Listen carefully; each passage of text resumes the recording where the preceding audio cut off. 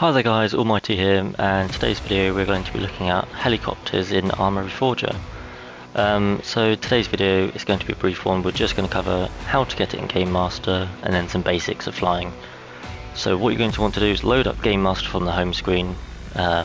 Once you're there, you're going to want to go into the entity browser, which you'll see highlighted at the bottom of the screen here. It's down on the D-pad.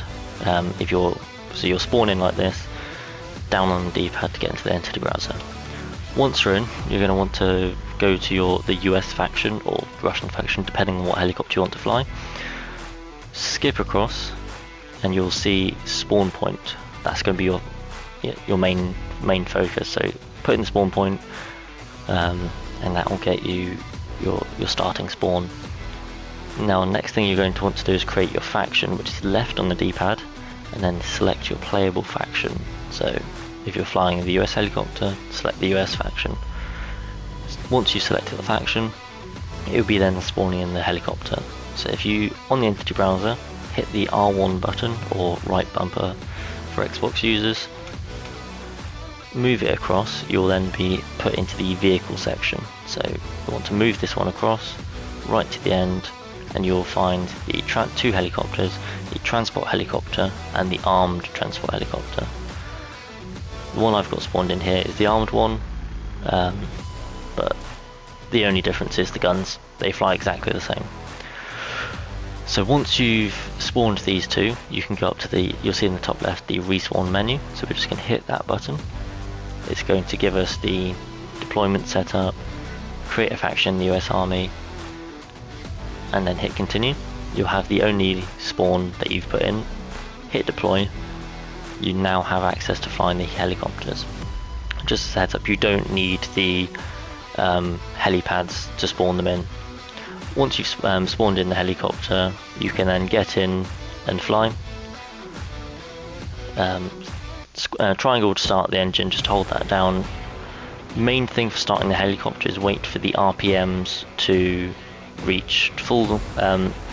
You'll see the green zone. That is what you want the helicopter's RPM to be at before lifting off, because it will give you the most lift, especially if you need to get out in a hurry. So once you've got the helicopter started, it's time to take off. Your left stick is going to control the collective, which you'll see down by my left. You lift that up, makes helicopter lift. Right stick is your attitude, it's your cyclic. So to push the helicopter forward, you push down on the stick, pull it back, you're going to go up. Your main one is just to try and achieve stable flight. So once you've achieved the stable flight, you can then look at landings, turns. What you need to be aware of is your attitude indicator in the middle. That will tell you, are you diving? Are you gaining altitude? So if you see if I go down on the ball, it'll say dive. If I'm pulling up, it'll say climb.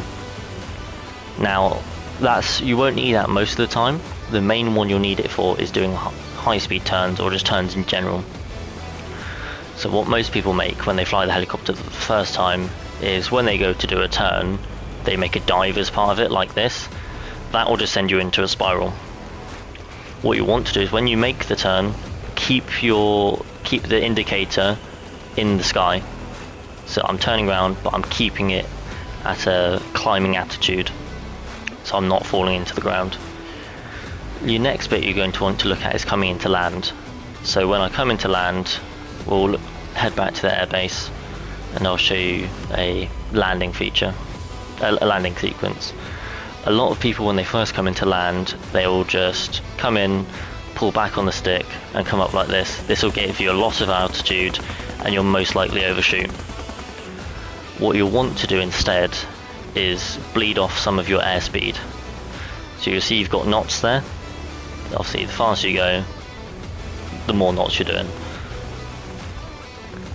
So what you want to do is when you're coming into land, do not land directly on. You want to come off to the side, make a hard turn like so.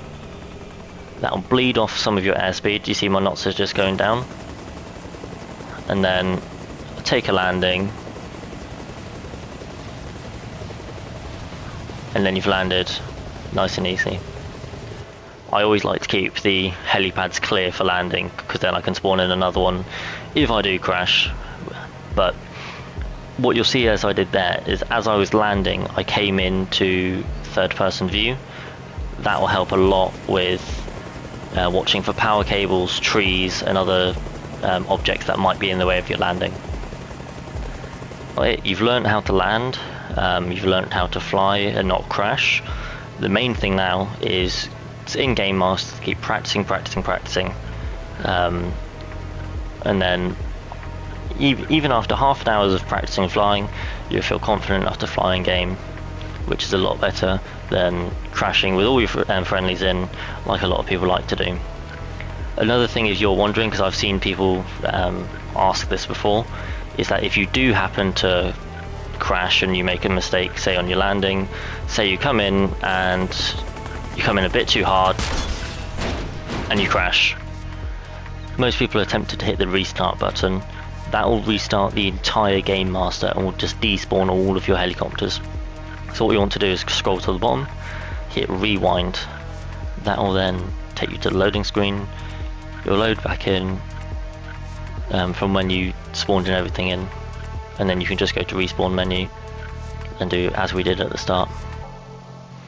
That is the easiest way to learn how to fly an Arma, and you can do this anytime, especially if you've got it saved.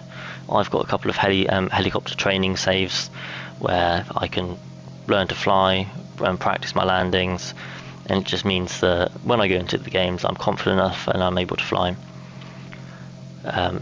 One thing I did forget to mention is the auto hover feature. Now, auto hover is the brilliant feature on the helicopters. All I would say is do not rely on it as your main source of stability. A lot of people tend to use it as, oh, I'm just put on auto hover and land. You'll want to make sure that the helicopter is stable.